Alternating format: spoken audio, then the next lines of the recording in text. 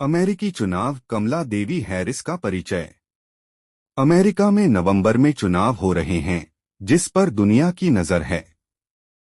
अमेरिकी चुनावों, प्रमुख हस्तियों, मुद्दों, वहां की व्यवस्था और उसके वैश्विक प्रभाव पर प्रकाश डालने के लिए अमेरिका के जाने-माने विश्लेषक के लेख हर सप्ताह प्रकाशित होते रहते हैं।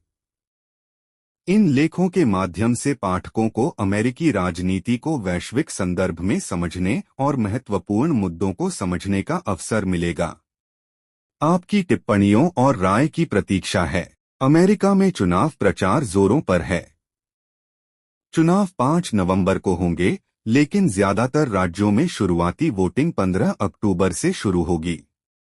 जो लोग डाक से मतदान करते हैं, उन्हें अगले महीने के मध्य से कागजी मतपत्र जारी करना भी शुरू हो जाएगा। डेमोक्रेटिक पार्टी और रिपब्लिकन पार्टी के अलावा लिबरल पार्टी, ग्रीन पार्टी और सोशलिस्ट पार्टी समेत 11 अन्य पार्टियां भी आम चुनाव के लिए मैदान में हैं। लेकिन अमेरिका की जटिल चुनावी व्यवस्था में तीसरे उम्मीदवार की सफलता की रत्ती भर भी संभावना नहीं है। इसलिए असली मुकाबला रिपब्लिकन पार्टी के पूर्व राष्ट्रपति डोनाल्ड ट्रंप और डेमोक्रेटिक पार्टी की उपराष्ट्रपति कमला देवी हैरिस के बीच है। कमला साहिबा खुद को कमला कहती हैं। इससे पहले एक बैठक में हम डोनाल्ड ट्रंप का परिचय करा चुके हैं। आज श्रीमती कमला पर कुछ पंक्तियां। कमला देवी को अमेरिकी इतिहास में पहली गैर ईसाई भारतीय मूल की महिला उपराष्ट्रपति होने का गौरव प्राप्त है।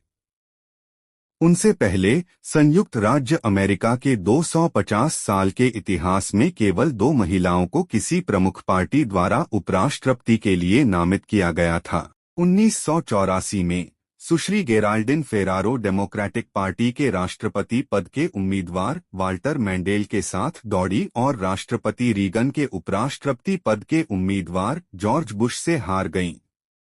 24 साल बाद 2008 में सुश्री सारा पॉलिन को रिपब्लिकन राष्ट्रपति पद के उम्मीदवार जॉन मैक्केन द्वारा उपराष्ट्रपति पद के लिए नामित किया गया था, लेकिन जो बिडेन ने उन्हें हरा दिया था।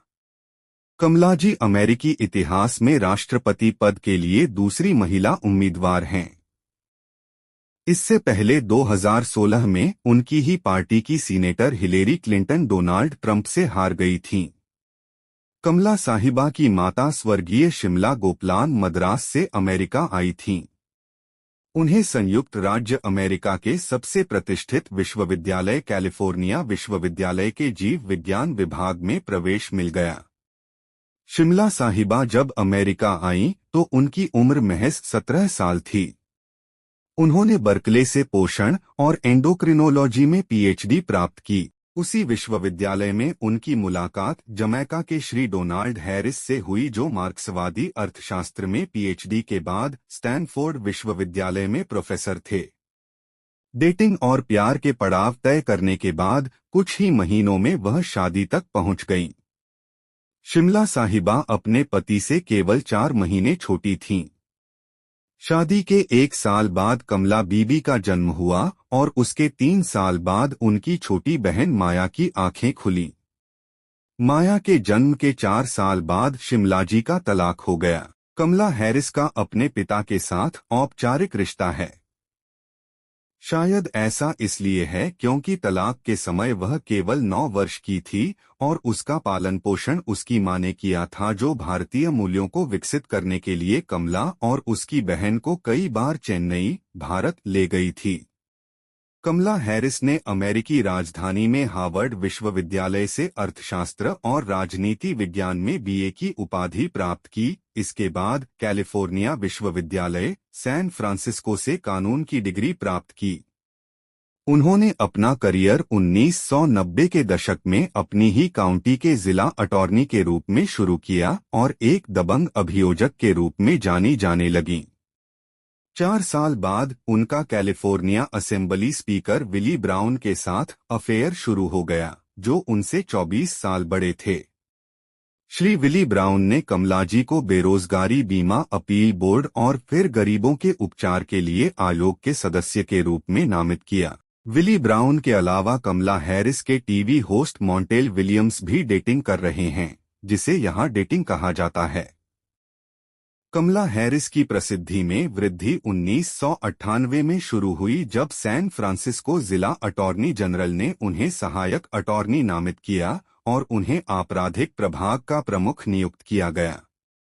इस दौरान अश्वेतों के प्रति उनका रवैया बेहद सख्त था।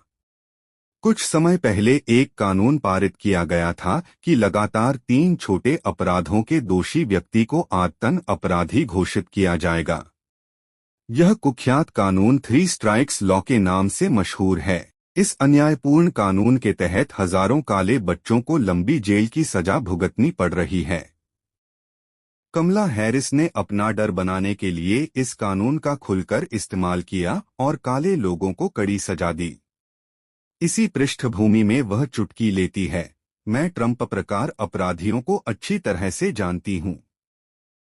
नवंबर 2002 में कमला को सैन फ्रांसिस्को का जिला अटॉर्नी जनरल चुना गया।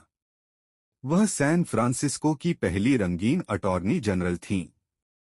नवंबर 2010 में वह कैलिफोर्निया राज्य की अटॉर्नी जनरल चुनी गईं और राज्य की पहली अश्वेत एशियाई महिला अटॉर्नी जनरल बनी। 4 साल बाद हुए चुनाव में उन्होंने यह सीट बरकरार रखी। इसी बीच 2013 में उनकी मुलाकात मशहूर वकील डॉग एमहॉफ से हुई। डॉग यहूदी है और उसने 5 साल पहले तलाक ले लिया था क्योंकि उसका अपनी बहू के साथ अफेयर चल रहा था। 1 साल बाद कमला हैरिस और डॉग ने शादी कर ली। 20 वर्षों तक अमेरिकी सीनेट का सदस्य रहने के बाद सीनेटर बारबरा बॉक्सर ने 2015 में राजनीति छोड़ दी। यह था कमला देवी का छोटा सा इतिहास। देखते हैं कि डोनाल्ड ट्रंप से 2-2 हाथ करने में वह कितनी सक्षम हैं। यह तो समय ही बताएगा।